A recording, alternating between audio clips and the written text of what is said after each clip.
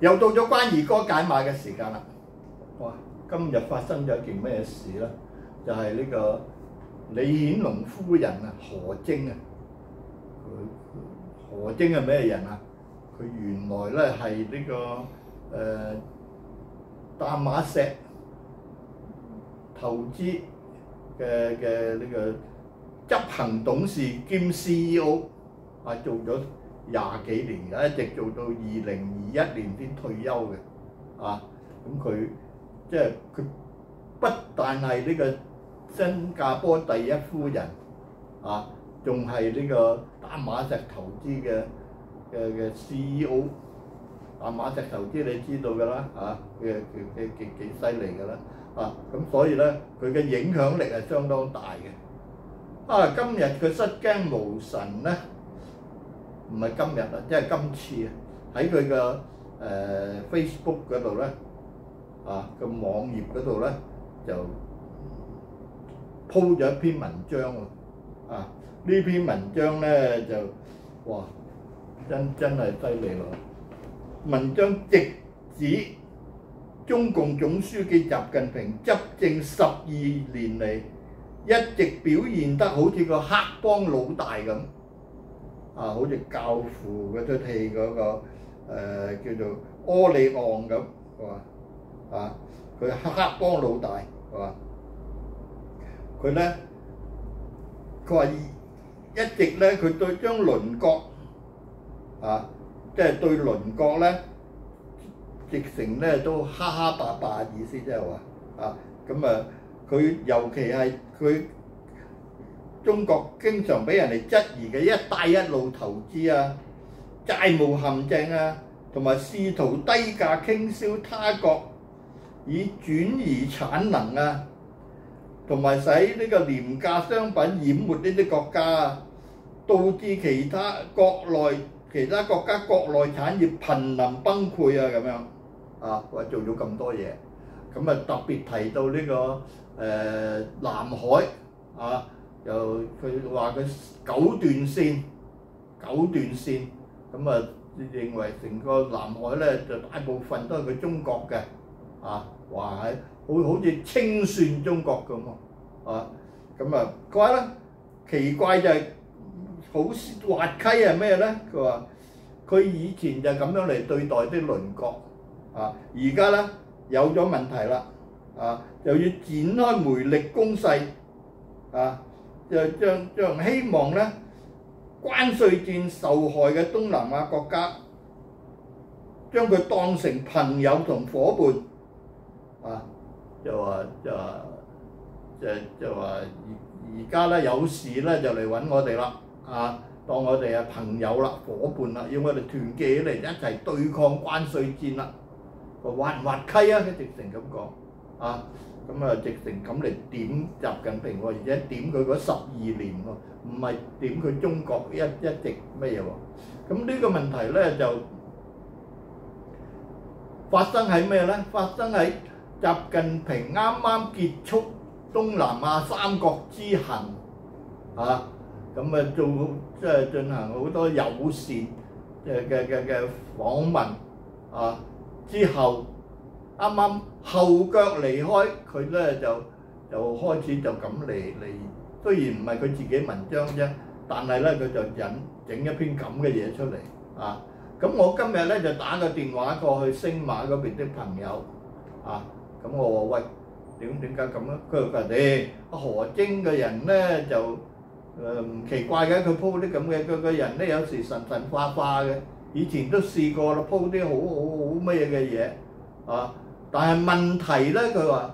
今次有啲唔同喎。往時佢鋪咗咧，如果發現引起爭議咧，佢就會刪除嘅。但係今次冇喎，啊，照樣喺保留喺度喎咁。咁啊，講明一個咩問題咧？就係講明呢個而家東南亞各國啊，我早兩日唔係講過啊，中美兩國展開爭奪東南亞嘅即係爭奪戰啊！咁而家咧就講明而家嗰啲東南亞國家紛紛表態啊！咁啊佢本來咧李顯龍當時仲在位嘅，即係呢個特朗普1.0嗰陣時，當嗰陣時咧就阿蓬佩奧啊嗰啲就同中國已經搞到好僵㗎啦，啊又呢個制裁好多中國官員㗎啦，啊同埋香港官員㗎啦。咁但係咧當時李顯龍咧仲表態咧就話要中立喺呢個問題，啊記唔到向美國，認唔到向中國，啊咁今次，但係咧今次就唔同啦，今次咧就呢個咁佢雖然唔係佢寫，但係佢貼呢篇嘢咧就好明顯咧，佢就贊同呢啲觀點㗎嘛，啊咁而且你係作為前第一夫人咁嚟嘅身份咁嚟貼出嚟，啊咁咧其實咧就唔止係新加坡啊，最近呢幾日咧就都係好犀利，你好似呢個越南，就中國咧今次咧就去習近平嘅訪問咧就強調，我哋同周邊國家外交咧，始終越南係最優先嘅，啊，即係就重溫呢個同志加兄弟啊點啊咁，啊但係習近平而且習近平離開嗰陣時咧，范明政咧，即係佢越南民主共和國總理范明政係去機場依依不捨咁送呢個習近平嘅，啱啱走咗佢就發出篇就講啦，佢話我哋同美國係有一個特殊嘅紐帶嘅，特殊嘅紐帶喎，佢唔係同你中國你話係同志加兄弟啫，但係佢係特殊嘅紐帶，啊咁就即係擔心呢個特朗普加稅咯嚇，咁咧佢而家咧越南嘅貿易部咧就發布咗指令，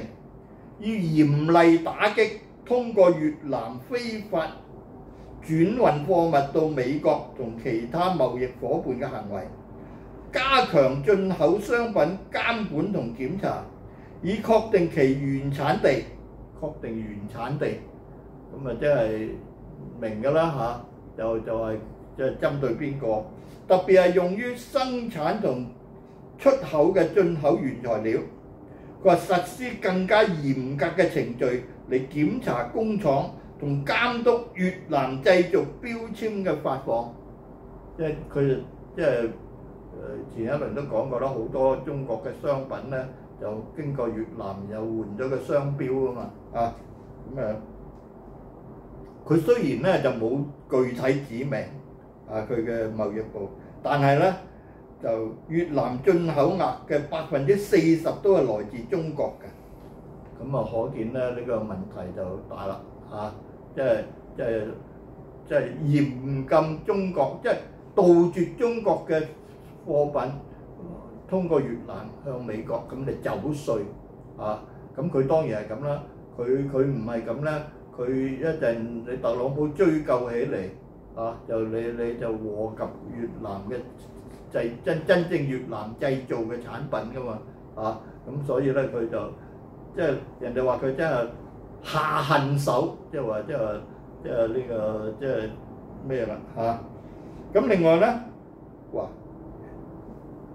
根據有個防務網站報導喎，話越南咧同美國達成咗協議，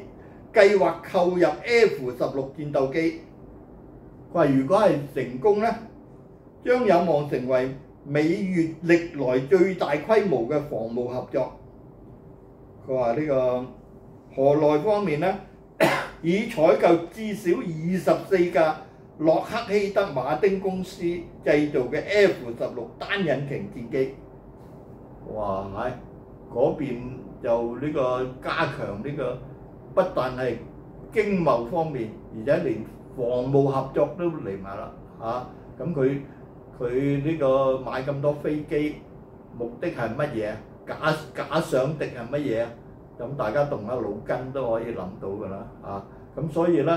就而家咧。琴日我就講過美國咧，就呢個魯比奧咧又同印尼嘅外長又通過電話啦，啊，即係話咧就而家逐步逐步縮小呢個包圍圈啦。啊，咁咧呢啲東南亞國家咁樣轉態，就呢個就其實咧就事出有因嘅，因為咧美國咧而家咧又加緊對佢哋呢個嘅壓榨，即係加緊施壓啊！好似琴日啊，美國商務部咧就宣布要從東南亞邊四國咧？泰國、越南、柬埔寨、馬來西亞呢四個國家進口嘅太陽能板產品徵收高達3521%，即係30幾倍嘅關稅，反補貼關稅喎。旨在反制中國通過呢啲國家間接對美出口並提供跨國補貼嘅行為，即係話中國咧要通過呢啲國家咧，就將佢哋嘅太陽能板呢個進口到出口到美國，而且俾補貼佢哋，你幫我整幾多，我補貼幾多啦咁。所以咧就即係如果你稅低咧，就會俾佢乜嘢啦。咁所以而家咧加到咁啊！早兩日話加到245%就已經頂籠㗎啦！哇！而家嘅3521%真係簡直離晒譜啦！咁佢咁樣施壓咧，就唔係淨係一個太陽能板㗎啦，跟住其他產品佢就跟住嚟㗎啦！所以咧東南亞呢啲國家咧就要睇到都係有問題啦。所以咧阿何晶啊，即係李顯龍夫人引用嗰篇文章就提到，話好多即係中國咧而家咁同呢個向東南亞國家示好嘅目的咧，就希望佢哋變將佢視為一個美國嘅替代品，即係話美國而家咁加稅加你咁大即係你唔好同佢做生意，我哋替代佢咁啊。話咁但係咧。佢話普遍咧呢啲東南亞國家嘅人咧都認為唔得，中國做唔到呢個替代品嘅，替代國嘅。佢話呢個特朗普咧，佢咁樣嚟高關稅咧，最後咧經過傾咗，再談判，可能咧都會達到一個比較合理嘅水平。但係同中國咧就即係唔信啊！即係意思話質疑中國嘅誠信啊，黑幫老大咁樣直情咁樣嚟攻擊咁就所以咧就睇嚟咧就喺呢個東南亞爭奪戰嗰度咧，中國咧就係即係受挫即係俾美國咧就特朗普就暫時佔咗上風。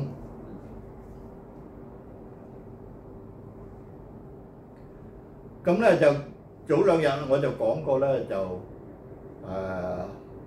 州上海就將呢個殺呢個日本人學校嘅學生同家長嗰個，後來殺唔到就殺咗嗰個護工啊嘛，即係個工友姓黃嘅就呢個兇手咧就槍斃咗啦咁跟住咧今日又有消息咧，就話喺深圳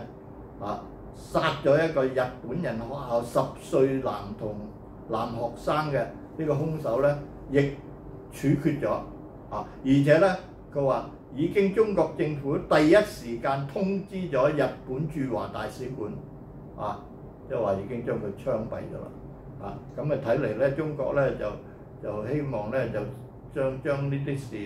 呢啲咁嘅蘇州市咧快啲搞掂佢，即係唔好影響而家嘅整個外交大局一盤棋所以咧呢件事咧亦睇得出，即係而家中國政府嘅呢個良苦用心即係話要盡快將呢啲問題解決佢。咁所以咧嗰啲極左嘅嗰啲粉紅大小粉紅嗰啲反日先鋒咁就真係要注意啦唔好而家喺度搞出嚟懶係打住愛國招牌咧，就嚟干擾呢個中央嘅整個部署啊。中央咧就好強調部署啊嘛。咁其實呢個香港人其實都要注意呢一點即係你中央究竟喺呢個對美嘅貿易戰，中央嘅部署係點樣每一個即係應該即係大家即係要點樣進攻，或點樣呢個退卻呢啲都整個部署你要緊跟，就唔好自己另搞一套，懶係以為自己就好愛國嚟反美咁樣即係要注意啦咁而家咧就特朗普咧就佢本來話即係上台後24小時就搞掂俄烏戰爭喎，結果而家3個幾月都搞唔掂嘛咁佢咧就話佢咧佢喺未來3日咧會公布烏克蘭戰爭和平計劃嘅內容，佢嘅計劃嘅喎呢個計劃咧可能包括乜嘢咧？一個就部署歐洲部隊同單獨嘅維和部隊，由俄羅斯、烏克蘭同第3個非北約國家組成嘅委員會，共同監督停火。呢個唔知咩國家啦，唔知會唔會揾中國啦3個，即係俄烏，另外揾一個就唔係北約國家喎咁就唔知揾邊個啦仲話咧，佢有報道仲話咧，烏克蘭準備將佢20%嘅土地交俾俄羅斯，但係咧只係視為呢種領土事實上承認，而唔係法律上承認係俄羅斯嘅領土咁樣。咁呢條咧我就唔信啦你死咗咁多人嚟打同俄羅斯打烏克蘭，最後俾1/5嘅領土人哋喎點會咁樣做啫你就算特朗普點樣施壓，人哋都唔制嘅尤其佢而家特朗普咁樣即係神經刀咁，已經失去咗啲人嘅信任啦嘛我諗呢條就唔會咩。咁特朗普佢呢個計劃咧，我諗亦好難乜嘢，因為佢普京佢即係唔肯乜嘢噶嘛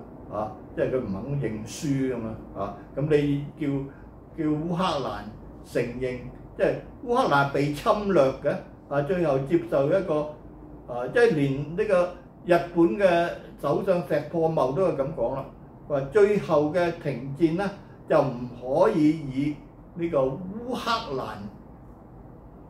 即係以俄羅斯勝利，烏克蘭受失敗咁嘅嚟嘅結果嚟停戰，佢都認為唔可以嘅咁其實大概而家要交20%，即係交1/5領土，咁邊度肯制好啦，今日咧就關二哥解碼咧就講到呢度啦咁多謝大家收睇，再見。